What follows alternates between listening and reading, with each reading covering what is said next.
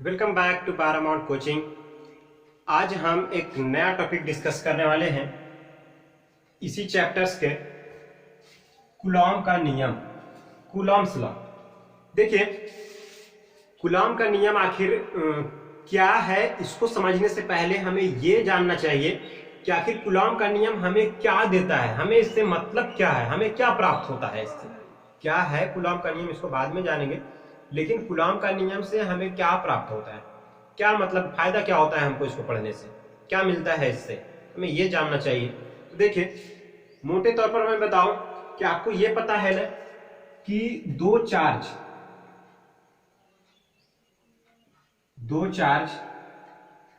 है, दो चार्ज ऐसे रखे हैं।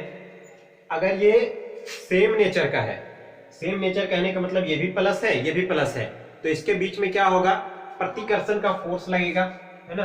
ये इधर, ये इसको इधर धक्का देगा, ये इसको इस तरफ धक्का देगा, ठीक है। अगर ये अलग अलग नेचर का है, ये प्लस है ये माइनस है, ये दोनों एक दूसरे को अपनी ओर क्या करेंगे, आकर्षित करेंगे, ये तो सबको पता है। देखिए, लेकिन इसका मतलब क्या है, इसका मतलब ये है कि ये अगर इसको धक्का दे रहा है या सेम प्रकृति का है तो, या फिर ये प्लस और ये माइनस है, दोनों एक तरफ एक दूसरे को एक तरफ खींच रहा है, तो आप 7th-8th स्टैंडर्ड में आप पढ़े होंगे कि धक्का या खिंचाव क्या होता है। धक्का या खिंचाव क्या होता है, जो 7-8 क्लास का जो डेफिनेशन होता था, वो धक्का या खिंचाव क्या कहलाता था, बल कहलाता था, है ना। याद होगा आपको, धक्का या खिंचाव क्या होता है, बल कहलाता है। तो यहाँ पे धक्का या खिंचाव ही तो हो रहा है। इसका मतलब इसके बीच में, ये दोनों चार्जेस के बीच में कुछ ना कुछ फोर्स लग रहा होगा, बल लग रहा होगा।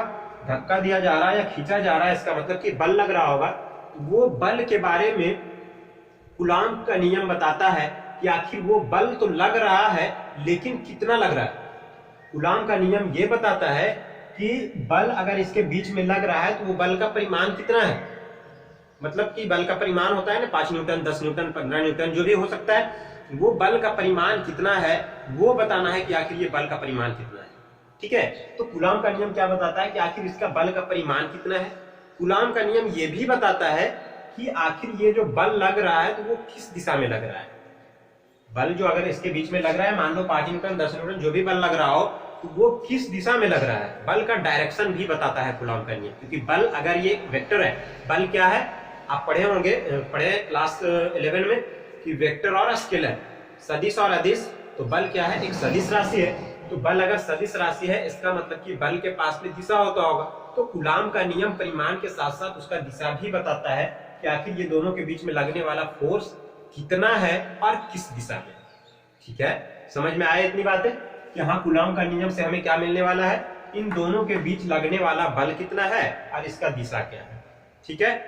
तो आप समझते हैं कि कूलॉम का नियम आखिर है क्या, इसका बल हमें कैसे प्राप्त होता है, ये जानना है। ठीक है, कूलॉम हेनरी कैवेंड्रिश नामक एक वैज्ञानिक था, जिन्होंने बताया था कि हाँ, आवेश के बीच में, चार्ज के बीच में क्या होता है, अट्रैक्शन या रिपल्शन का फोर्स लगता है, ठीक है। आकर्षण या प्रतिकर्षण बल लगता है चार्जेस के बीच में, लेकिन उन्होंने ये नहीं बताया था कि हाँ, उसके बीच में जो लगने वाला फोर्स होगा वो कितना मैग्नीट्यूड का होगा, दिशा किस तरफ होगा। सिर्फ ये बता दिया था कि हाँ, आकर्षण और प्रतिकर्षण होता है। लेकिन बाद में कूलॉम ने उसको बताया कि हाँ, उसमें कितना फोर्स लगेगा, हम उसे कैसे कैलकुलेट कर सकते हैं, इसके बारे में कूलॉम ने एक नियम दिया था। वो नियम क्या था, तो ये कूलॉम ने नियम दिया था कि जो, अगर मानते हैं ये आवेश है, यहाँ पे क्या है, ये दो आवेश है, बिंदु आवेश, ऐसा आवेश, पॉइंट चार्ज, ये दो पॉइंट चार्ज है, एक दूसरे से r दूरी पर रखे हैं, एक दूसरे से कितना, r डिस्टेंस, एक दूसरे से r डिस्टेंस पे रखे हैं दो चार्जेस, Q1 और Q2। Q1 और Q2 दो पॉइंट चार्जेस रखे हैं r डिस्टेंस पर, r दूरी पर, और दोनों चूंकि पॉजिटिव चार्ज है तो एक दूसरे को रिपेल करेंगे, यानी कि एक दूसरे को धक्का देंगे। ये इस पर बल लगाएगा, किस तरफ, इस तरफ,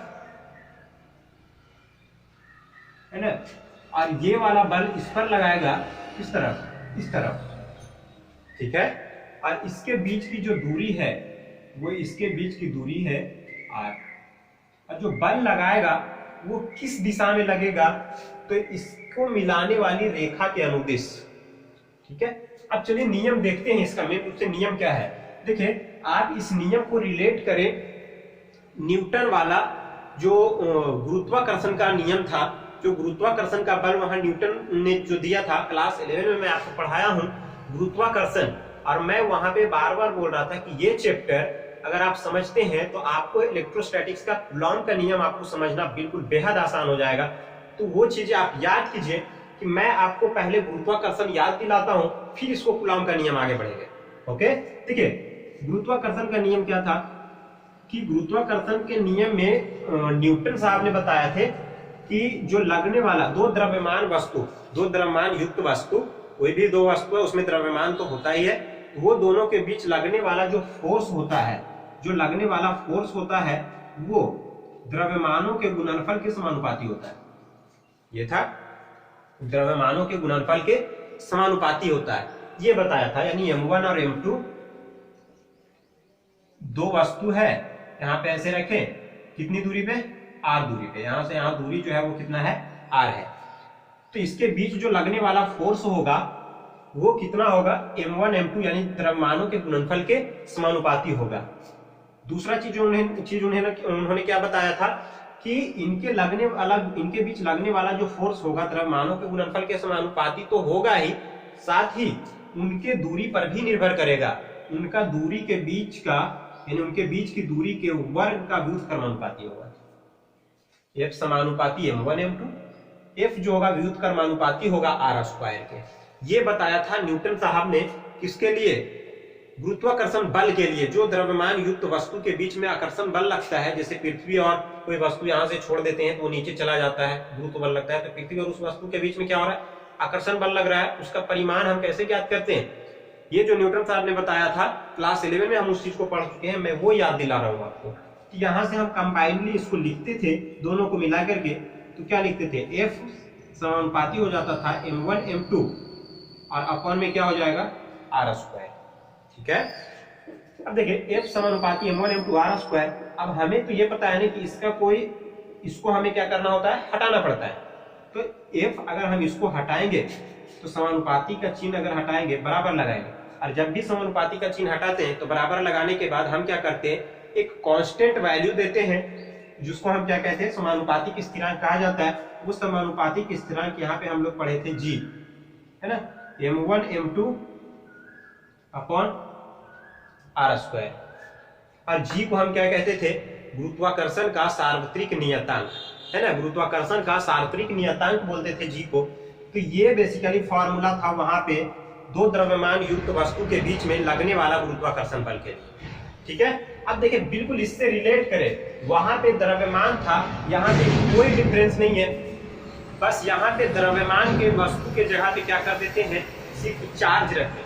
क्या रख दे, चार्ज। यानी कि कूलॉम साहब ने बताया था कि F जो होंगे, जो दो आवेश हैं उनके बीच लगने वाला आकर्षण या प्रतिकर्षण बल। देखो इसमें क्या होता था, द्रव्यमान वाले में केवल आकर्षण बल लगता था, है ना, द्रव्यमान वाले में कोई भी दो द्रव्यमान युक्त वस्तु है उसके बीच में केवल आकर्षण का बल लगता था। लेकिन आवेश में क्या होता है, आवेश में उनके नेचर पे डिपेंड करता है कि वो आवेश आखिर कैसा है, दोनों लाइक चार्ज है मतलब एक जैसा है, या फिर अलग अलग टाइप का चार्ज है। ठीक है, समान आवेश है या तो फिर विपरीत आवेश है, उस पर डिपेंड करता है। तो इसमें आकर्षण प्रतिकर्षण दोनों हो सकता है। कूलॉम साहब ने बताया था कि दो आवेशों के बीच लगने वाला आकर्षण या प्रतिकर्षण बल, आकर्षण या प्रतिकर्षण बल उनके बीच यानी आवेशों के परिमाण के गुणनफल के समानुपाती तथा उनके बीच के दूरी के वर्ग के व्युत्क्रमानुपाती होता है। बिल्कुल सेम वही बातें। ठीक है, और वो जो बल होता है, वो जो बल की दिशा होता है वो क्या होता है, दोनों आवेशों को मिलाने वाली रेखा के अनुदिश होता है। ये बताया था उन्होंने कूलॉम साहब ने। देखिए तो F क्या हो जाता है, यानी इसके नियम से हम क्या लिखें, कूलॉम ने बताया कि जो Q1 और Q2 के बीच लगने वाला जो आकर्षण या प्रतिकर्षण जो बल होगा वो F क्या होगा, आवेशों के गुणनफल के समानुपाती होगा। थोड़ा नीचे लिख देते हैं, ऊपर लैंग्वेज लिख देंगे। F जो होगा समानुपाती होगा किसके, Q1 Q2 के आवेशों के गुणनफल के समानुपाती तथा इनके बीच के दूरी के वर्ग का व्युत्क्रमानुपाती होता है। इनके बीच के दूरी का वर्ग का व्युत्क्रमानुपाती होता है, ये बताया था कूलम्ब साहब ने। अब इसको हम देखिए, ये फर्स्ट कर दें और इसको क्या कर दें, सेकंड कर दें, तो समीकरण फर्स्ट तथा सेकंड से हमें क्या मिलेगा, तो समीकरण फर्स्ट तथा सेकंड से हमें क्या मिलेगा, F समानुपाती, अगर इसको हम कंबाइन करके लिखें तो F समानुपाती Q1 Q2 समानुपाती है तो ऊपर होगा, व्युत्क्रमानुपाती है तो वो कहां चला आएगा, नीचे आएगा, Q1 Q2 बटा R स्क्वायर। ठीक है। अरे अब हमको क्या पता है कि इसका कोई मतलब होता नहीं है, हमें इसको कैलकुलेट करने के लिए इसे हटाना पड़ता है।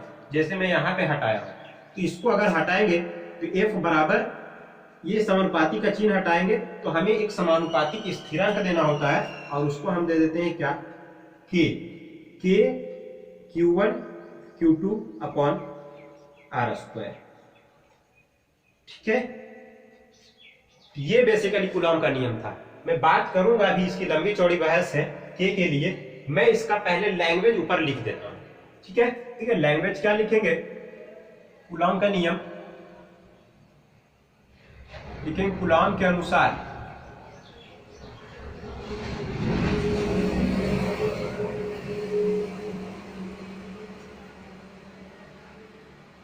कूलम्ब के अनुसार दो आवेशों के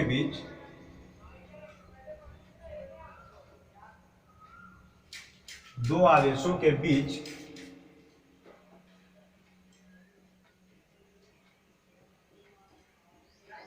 लगने वाला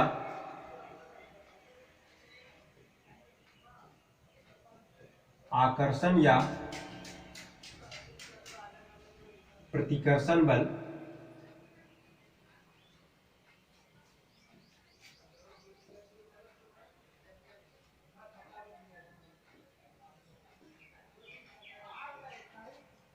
आवेशों के गुणनफल के समानुपाती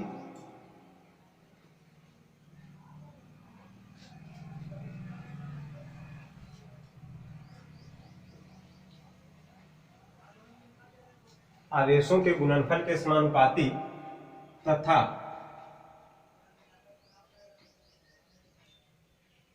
उनके बीच की दूरी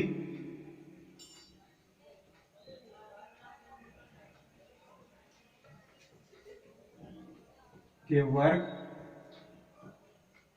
के व्युत्क्रमानुपाती होता है।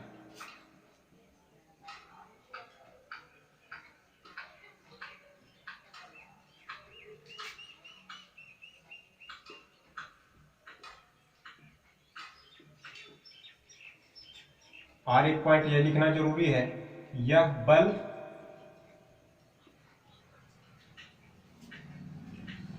दोनों आवेशों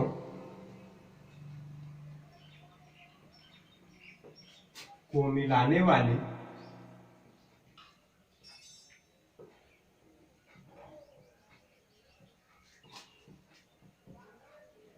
रेखा के अनुदिश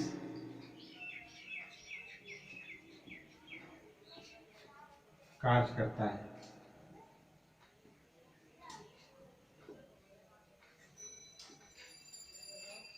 ठीक है, तो ये बेसिकली क्या था, कूलम्ब का नियम था। बहुत सिंपल था लेकिन बहुत इंपॉर्टेंट है। ठीक है, मैं इसको मिटा देता हूं, इसकी कोई जरूरत नहीं है।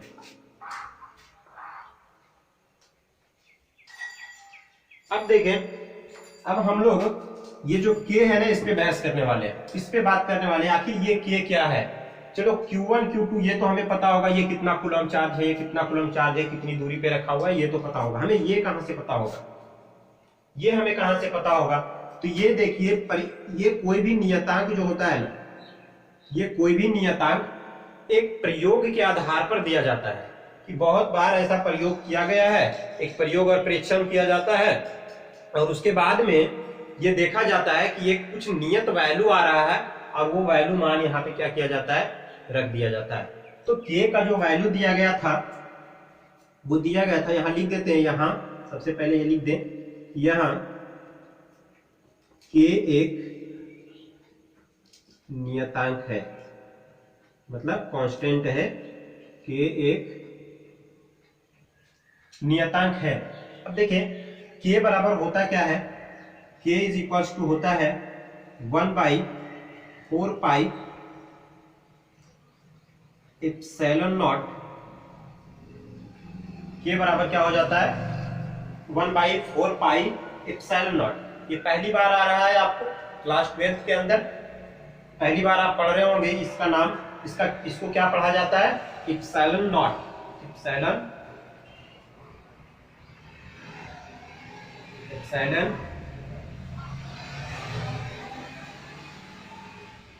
एप्सिलॉन नॉट पढ़ा जाता है इसे।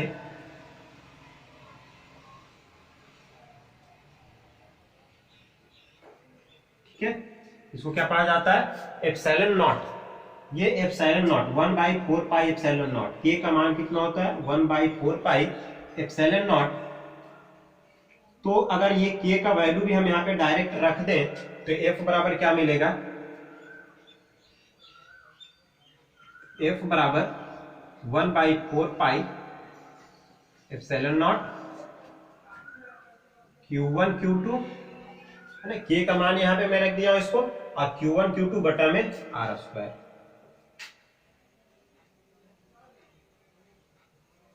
ठीक है, अब देखें ये एप्सिलॉन नॉट क्या है। यहाँ पे एप्सिलॉन नॉट जो होता है वो उसको कहते हैं मुक्त आकाश की परावैद्युतता। एप्सिलॉन नॉट को क्या कहा जाता है, मुक्त आकाश की परावैद्युतता या निर्वात की परावैद्युतता। परावैद्युतता क्या है बात करेंगे आगे। तो एप्सिलॉन नॉट को आप अभी ये समझे कि इसको परावैद्युतता या विद्युतशीलता कहा जाता है। नॉट लिखा है इसका मतलब कि निर्वात में दर्शा रहा है। ठीक है, और इस 1/4 pi epsilon not, epsilon not बराबर होता क्या है वो मैं लिखता हूं यहां एप्सिलॉन नॉट क्या है, मुक्त आकाश की, मुक्त आकाश या निर्वात, कोई भी बोल सकते हैं, या निर्वात की परावैद्युतता या विद्युतशीलता। परावैद्युतता या विद्युतशीलता दोनों कह सकते हैं, परावैद्युतता भी या विद्युतशीलता है। ठीक है, अब देखिए ये परावैद्युतता या विद्युतशीलता क्या होता है। यह एक माध्यम का गुण है जिस पर कि डिपेंड करता है, ये माध्यम का गुण है जिस पर डिपेंड करता है कि इसके बीच में लगने वाला फोर्स कितना होगा। अब जैसे मैं आपको बताऊं कि एयर है, एयर हवा में हाथ चला रहे हैं, हवा में हाथ चलाना बिल्कुल आसान है ना, कहीं से भी ऐसे घुमा सकते हैं।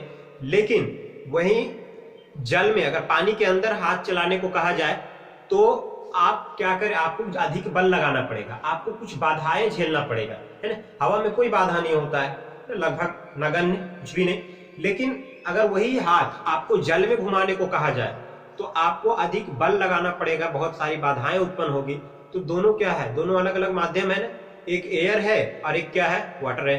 तो एयर और वाटर में दोनों जगह जो माध्यम है वो अलग अलग है, और इस कारण से आपको अलग अलग बाधाएं देखने को मिल रहा है। ठीक है, तो इसी प्रकार से ये भी एप्सिलॉन नॉट एक माध्यम का गुण होता है जिसमें आवेश जहां पे रखा हुआ है वो किस माध्यम में रखा हुआ है इस बात पर भी डिपेंड करता है कि उसके बीच में जो लगने वाला फोर्स होगा वो कितना होगा। ठीक है, तो एप्सिलॉन नॉट क्या है, माध्यम का एक गुण होता है जिस पर निर्भर करता है कि उसके बीच लगने वाला, आवेशों के बीच लगने वाला आकर्षण या प्रतिकर्षण बल प्रभावित होता है उसके कारण। ठीक है, अब ये एप्सिलॉन नॉट का मान कितना होता है, ये प्रयोग के आधार पर ऐसा देखा गया है कि एप्सिलॉन नॉट का जो वैल्यू होता है वो होता है 8.85 गुने 10 के पावर -12। कितना होता है, एप्सिलॉन नॉट का मान होता है 8.85 गुने 10 के पावर -12, या इसी को हम लिख देते हैं एप्सिलॉन नॉट बराबर 8.854 आगे कुछ होता है ऐसे 8.854 तो यहां से हम इसको क्या लिख सकते हैं, लगभग 9 के आसपास लिख सकते हैं। 8.9 गुणे 10 के पावर माइनस 12, लगभग ये भी लिखा जा सकता है। ठीक है, तो बातें यहां तक क्लियर है। मैं इसको हटा देता हूं।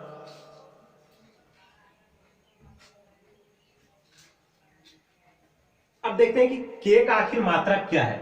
ये k का मात्रक क्या हो सकता है। सबसे पहले हम देखेंगे कि k का मात्रक क्या है, और उसके बाद में हम देखेंगे कि एप्सिलॉन नॉट का मात्रक क्या होगा, मतलब एसआई यूनिट क्या होगा। देखिए k का मात्रक क्या होता है, हम यहां से प्राप्त कर सकते हैं। चलो मैं इसको यहां तक हो गया था।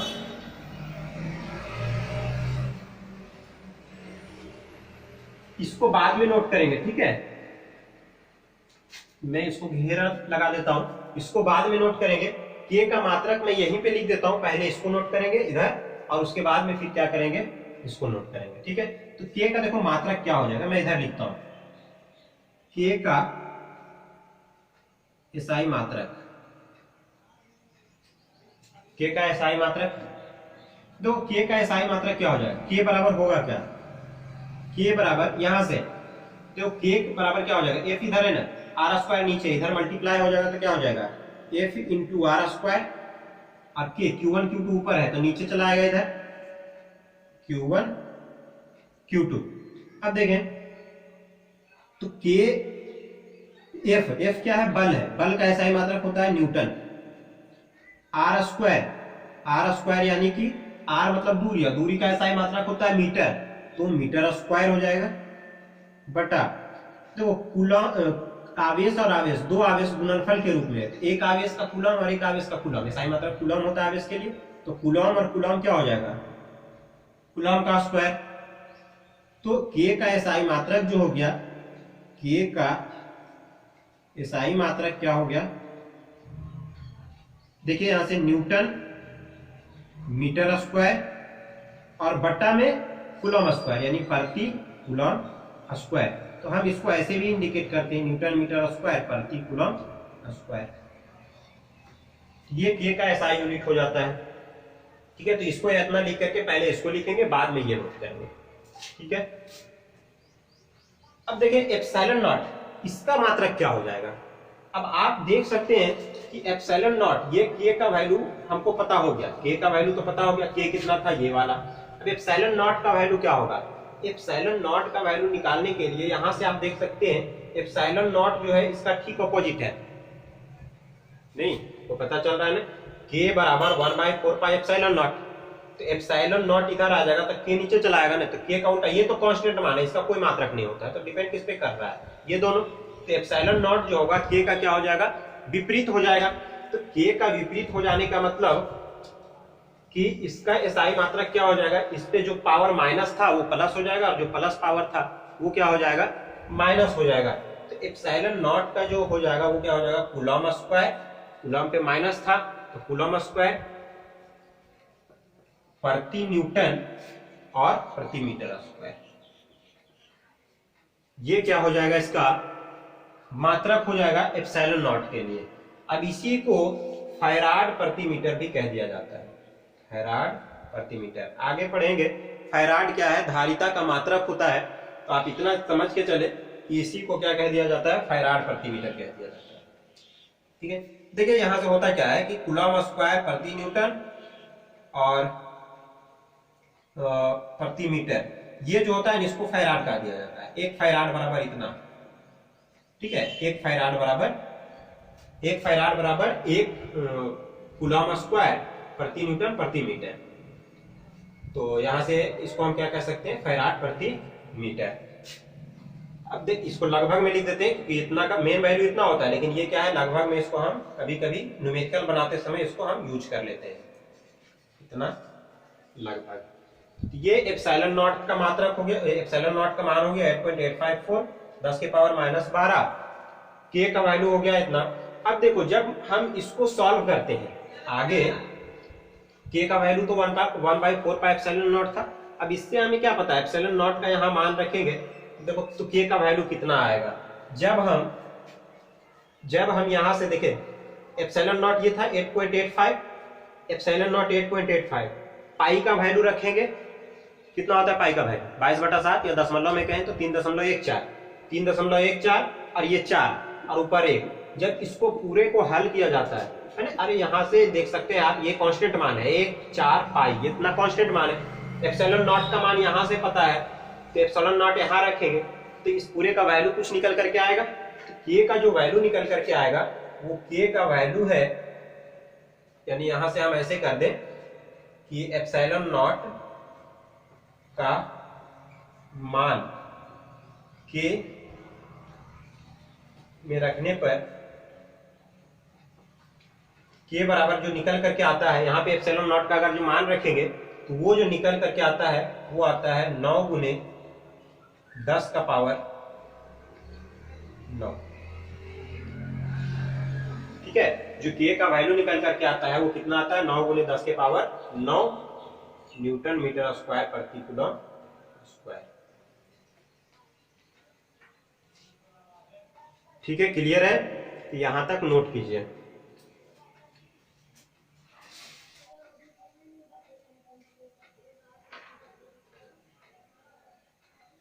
ठीक है, मिटाते हैं। चलिए अब देखिए यहां से कुछ बातें याद रखने वाला है जो एग्जाम में पूछता है ऑब्जेक्टिव प्रश्न में। ऐसे तो एग्जाम की दृष्टि से महत्वपूर्ण है सभी, लेकिन यहां से जो ऑब्जेक्टिव में पूछता है वो ये ज्यादातर पूछता है, ये है ना। चाहे तो आप इसको अलग से भी लिख लेंगे कि कूलम स्क्वायर प्रति न्यूटन प्रति मीटर स्क्वायर। एप्सिलॉन नॉट का मात्रक क्या होता है, एप्सिलॉन नॉट यानी परावैद्युतता का एसआई मात्रक क्या होता है, ये पूछा जाता है एग्जाम में। तो परावैद्युतता का एसआई मात्रक क्या होता है, कूलम स्क्वायर प्रति न्यूटन प्रति मीटर स्क्वायर। चलिए जाते हैं इसको।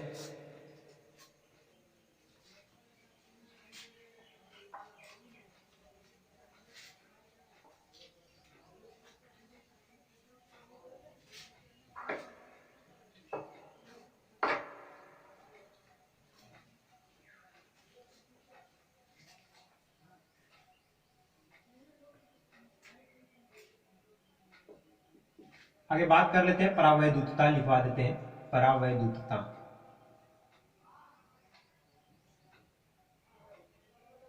या विद्युतशीलता एक ही बात है।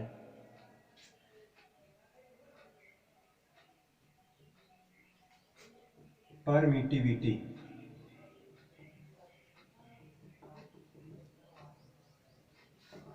ठीक है। तो परावैद्युतता क्या है, परमिटिविटी क्या है, मैं वो लिख देता हूं, या तो मैं आपको बोल देता हूं वो लिख लीजिए। ठीक है, थोड़ा लिखने में ज्यादा वीडियो लंबा हो जाएगा। लिखिए,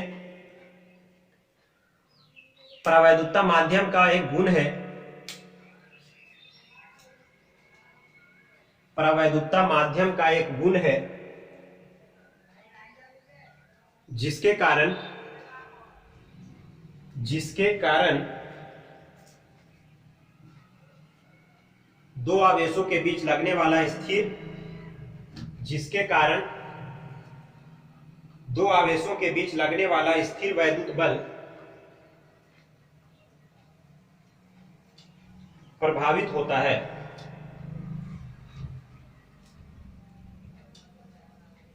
प्रभावित होता है। इसे सामान्यतः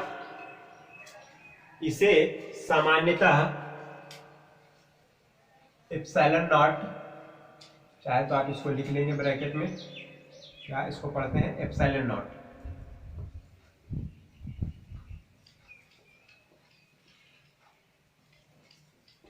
ये नोटी नॉट नहीं है, ठीक है, ये नहीं है, ध्यान रखें, ये लिखा ऐसे लिखा आता है नॉट। एप्सिलॉन नॉट से सूचित किया जाता है, इसे एप्सिलॉन नॉट से सूचित किया जाता है। यदि माध्यम निर्वात के स्थान पर कोई अन्य माध्यम हो, यदि माध्यम निर्वात के स्थान पर कोई अन्य माध्यम हो तो उसे एप्सिलॉन से सूचित किया जाता है, नॉट नहीं लगाएंगे, एप्सिलॉन से सूचित किया जाता है। ठीक है, चलते हैं आगे।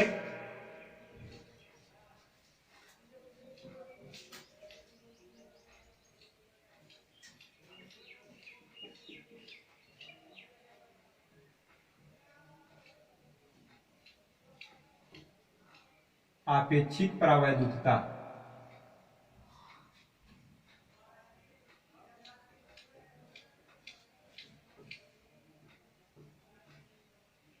Relative permittivity.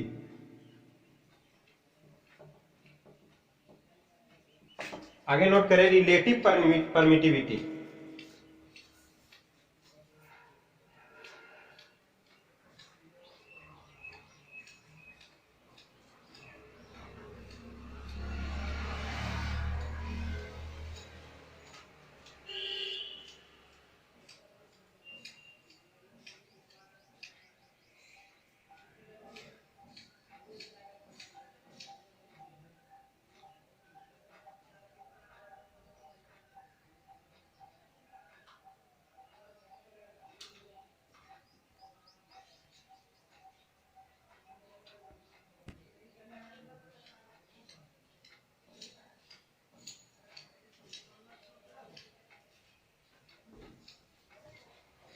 देखें आपेक्षिक प्रावैधुकता क्या है।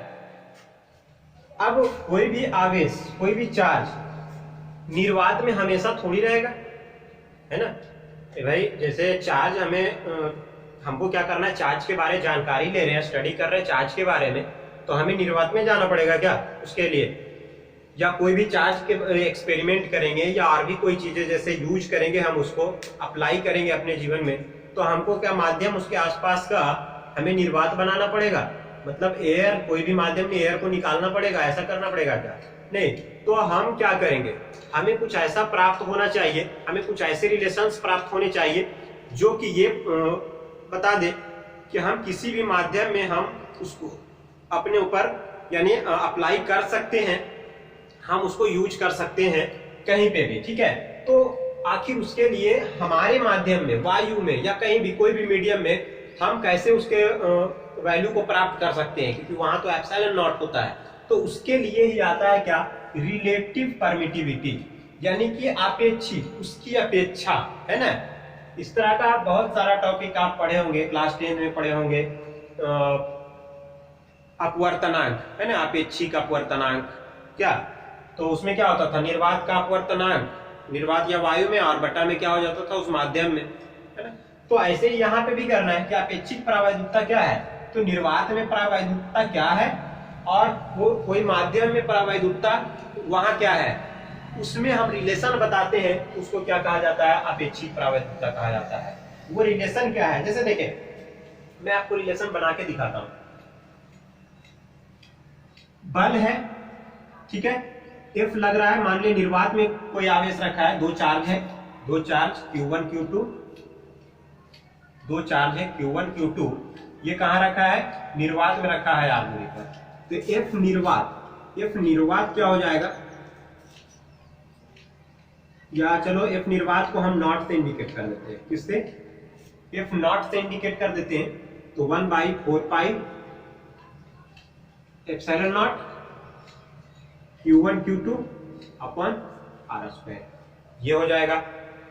अच्छा, इसी चार्ज को इतना ही दूरी पर सिर्फ माध्यम चेंज कर दिया जाए, मैं एयर में रख देता हूं या किसी अन्य मीडियम में रख देता हूं, तो उस मीडियम का हम F मानते हैं कि उसमें बल कितना लगेगा, तो उसके लिए क्या करें, 1/4 पाई एप्सिलॉन नॉट। अब नहीं, ये तो मुक्त आकाश निर्वात की प्रावैधुकता होता है, माध्यम की प्रावैधुकता को हम कैसे एप्सिलॉन से इंडिकेट कर देते हैं, केवल एप्सिलॉन Q1 Q2 अपन R²। अब देखिए हमें तो इसका मान पता था 9 × 10⁻⁹, या तो फिर खाली एप्सिलॉन नॉट का मान पता था 8.85 × 10⁻−12। अभी देखें इसको, लेकिन एप्सिलॉन इस माध्यम का तो पता नहीं है ना, हम इसको कैसे रखेंगे, तो फिर हम इसका कंपैरिजन करते हैं, तुलना करते हैं। हम क्या कर रहे हैं, देखिए निर्वात में कितना बल लग रहा है, यानी F0, यानी ये इक्वेशन फर्स्ट कर दे, ये सेकेंड कर दे, तो हम क्या कर रहे हैं, समीकरण फर्स्ट अपॉन सेकेंड, ठीक है। तो समीकरण फर्स्ट बटा सेकेंड करेंगे तो क्या हो जाएगा, F0 बटा F बराबर लेफ्ट वाला लेफ्ट में, राइट वाला राइट में, तो 1/4 pi epsilon not Q1 Q2 upon R², और बटा में क्या हो जाएगा, ये वाला 1/4 pi epsilon Q1 Q2 upon R square. तो Q1 Q2 upon R square और Q1 Q2 upon R square, ये तो पूरा कैंसिल हो जाएगा। 1/4 पाई 1/4 पाई ये भी कैंसिल हो जाएगा। एप्सिलॉन बचा नीचे और ये एप्सिलॉन बचा, तो ये तो ऊपर चला जाएगा ना। ये एप्सिलॉन कहाँ चला जाएगा, गुना के रूप में करेंगे तो ये ऊपर चला जाएगा। तो F not by F is equal to क्या आया, एप्सिलॉन बटा एप्सिलॉन नॉट, एप्सिलॉन बटा एप्सिलॉन नॉट। ये जो वैल्यू आया है, ये वैल्यू को ही हम क्या कहते हैं, ये वैल्यू को ही क्या कह दिया जाता है, रिलेटिव परमिटिविटी कह दिया जाता है, जिसको एप्सिलॉन आर से इंडिकेट करते हैं। यानी इधर मैं लिख देता हूं कि epsilon R is equals to कितना, एप्सिलॉन आर अपॉन एप्सिलॉन। तो बातें समझ में आई, निर्वात में कितना बल लग रहा है और उस माध्यम में कितना बल लग रहा है, उसका हम अनुपात कर देते हैं। वहां से हम क्या प्राप्त कर रहे हैं, देख रहे हैं कि जो परावैद्युतता आ रहा है वो क्या आ रहा है, एप्सिलॉन बाई एप्सिलॉन नॉट। ठीक है, तो इसी को हम क्या कहते हैं, रिलेटिव परमिटिविटी यानी आपेक्षिक परावैद्युतता, जिसको एप्सिलॉन आर से इंडिकेट किया जाता है। तो इसके अनुसार हम क्या कह सकते हैं कि माध्यम में परावैद्युतता तथा निर्वात में परावैद्युतता के अनुपात को क्या कहा जाता है, रिलेटिव परमिटिविटी कहा जाता है। तो मैं यहाँ पे इसका लैंग्वेज लिख देता हूं। ठीक है, देखिए यहां पे मैं लैंग्वेज लिख देता हूं, किन्हीं दो आवेशों के बीच, किन्हीं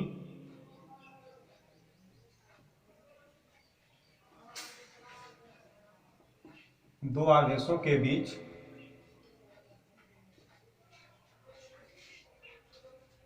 लगने वाले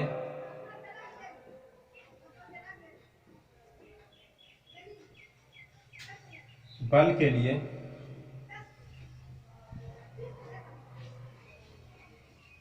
के लिए किसी माध्यम में परावैद्युतांक, किसी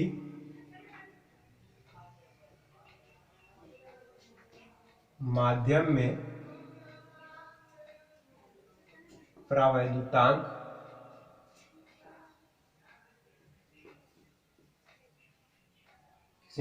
परावैद्युतांक एप्सिलॉन तथा निर्वात में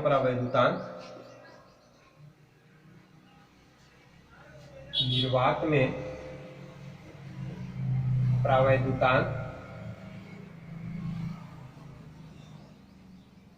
के अनुपात को आपेक्षिक परावैद्युतता कहा जाता है।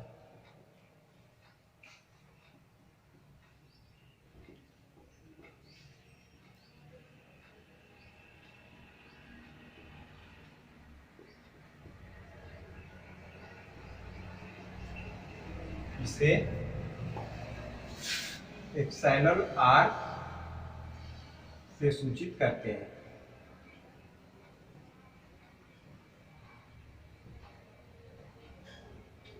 ठीक है, इसे एप्सिलॉन आर से सूचित करते हैं, यानी कि एप्सिलॉन आर बराबर क्या हो जाएगा, epsilon R is equal to epsilon by epsilon. ठीक है, तो चलिए नोट कीजिए यहां तक।